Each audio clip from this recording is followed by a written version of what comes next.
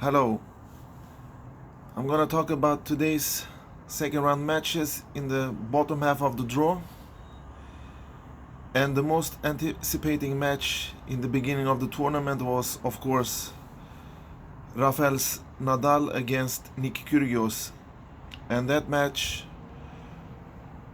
was a thriller in 4 sets. It was a grudge match on advance because they had some issues before the tournament, and we all know that Nick Kyrgios is a very talented player. He can be brilliant when his mind is focused and he wants to play tennis. But like I said to my tennis loving friend Inter Interi, he's an educated nut.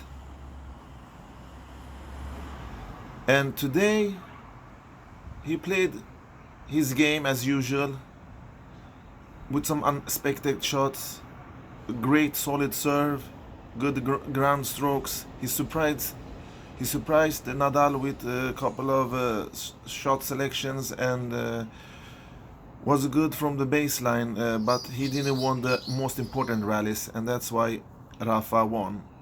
And Rafa won because he was the better player in this match. He was more consistent. He did his job. It was not one of Rafa's best matches, but like always, he delivers. He doesn't fail, and you have to be on top to beat Rafael Nadal. It doesn't matter if it's clay, grass, or hard court. These guys doesn't give away anything for free. And how do you beat Nadal? You beat him with a huge serve and heavy ground strokes from both backhand and forehand. You have to have a two-handed heavy backhand with a lot of depth to hurt Nadal. And Nick Kyrgios almost did that. Or you have to play like Nick does. Good serve with good ground strokes, because Rafa is not used to play players like Nick, because Nick is very unexpected, and the unexpected thing can surprise Nadal and Djoko, because normally Nadal knows how he's gonna play against his opponent. Just look at his victories at the French Open against Roger Federer. When Roger Federer was in his prime, he beat him convincingly by playing on his backhand. And a player like Nick is unpredictable. He serves very good, and he has all the tools in the box. Sometimes he uses them right. In today's matches, he made some horrible mistakes at crucial moments, and 2 points comes to my mind, and that was in the fourth set tiebreak, when he missed the first point in the fourth set tiebreak was an easy layup that he just gonna put the ball away in the set, but he missed, and the ball fell right to the net. And right after that, in the third point, he did a little bit rookie mistake there also, and gave Nadal the set, you can say, because 1 point in a tiebreak is very crucial when you play against a guy like Nadal. Sure, Nadal wasn't at his best form today. You could see clearly that he struggled a little bit. The first set was very easy. It was a normal Rafael Nadal set. He got the early break and held his serve and kept the distance through the set out. And the second set was tighter, because when Nick had 2-0 up, Rafa had 2 break points, and I thought that Rafa was going to convert them and get back into the match. But Nick Kyrgios kept his cool and delivered some good tennis and ran away to win that second set pretty comfortable, 6-3 I think. And then came the tiebreaks. In these tight matches, the mental toughness plays its part, and today's case was like that. Nick was toe-to-toe with Nadal both third and fourth set, but when it came to tiebreak, Nadal was Mr. Consistent himself, like he always. So that means Rafa is on to the third round when he's gonna meet Wilfred Tsonga, who won today in 3 straight sets against the Lithuanian guy that beat Shapovalov.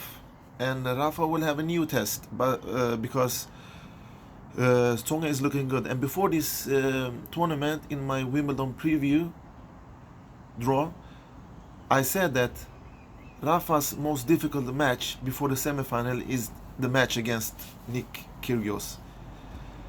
And the match ended up in 4 exciting sets.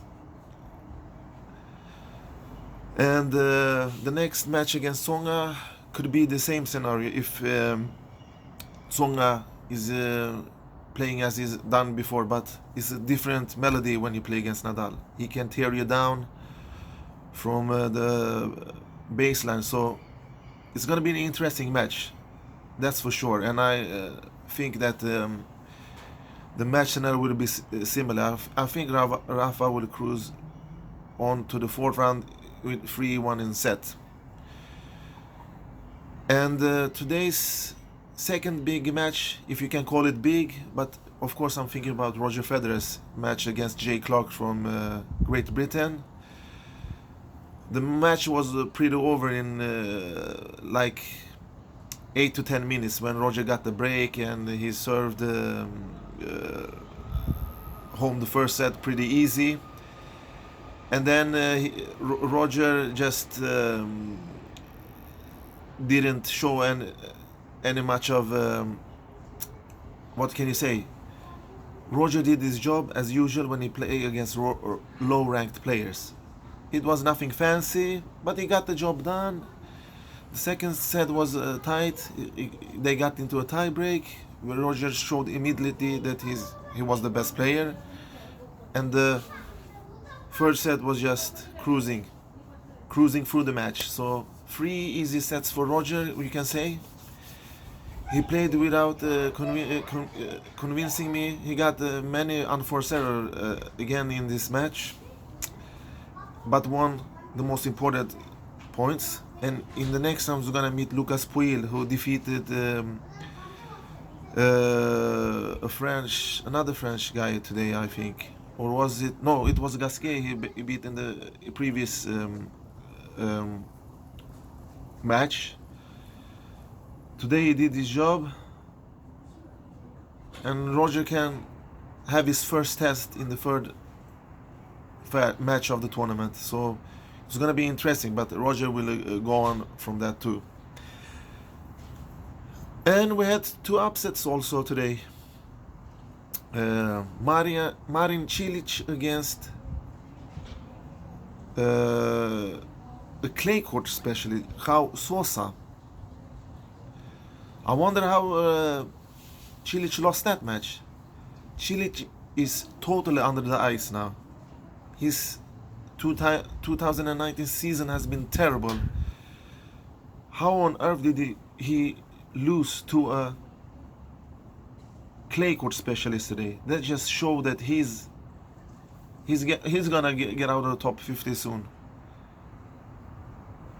Because today's match was terrible. I watched the first set and I knew immediately that this clay court specialist from Portugal would have a good chance of defeating Marin Cilic.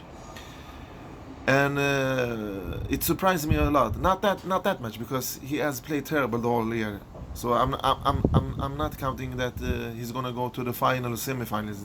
That's for sure. I knew that he could last a couple of matches in Wimbledon, but he failed big time.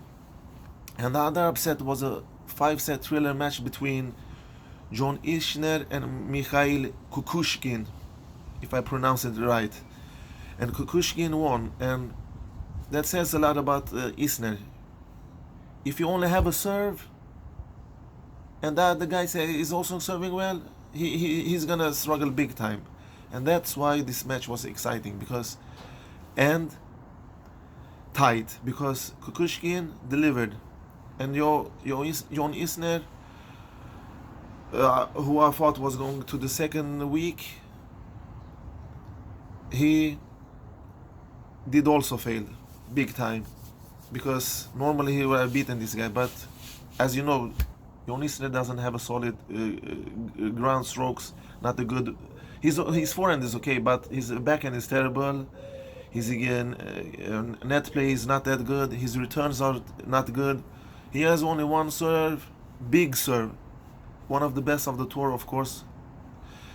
According to the statistics, he has the best serve on tour board, both first and second serve, and his forehand is okay, but nothing more than that. And that's why he lost today. He didn't have the margin on his side that he always used to. He has played some epic matches here at Wimbledon against Nicolas Mahut, the longest match in the tennis history, and last year's semifinal against Kevin Anderson. That was also 5 or 6 hours long. So, with that said, we have a couple of other guys that they cruise to the third round. We have Kei Nishikori, and we have Tennis Sangren, we have Daniel Evans. So, to summarize the whole second rounds, I can say that Novak is the man to beat. Novak means business as usual. He has the easiest draw by far, but the way he plays scares me, because like I predicted in my preview, he is the man to beat, and nothing has changed. And Nadal will probably play semi-final. That I'm counting on that. And we have to see about Federer, who I had as the finalist in my prediction. Then that can be tough. So we will see.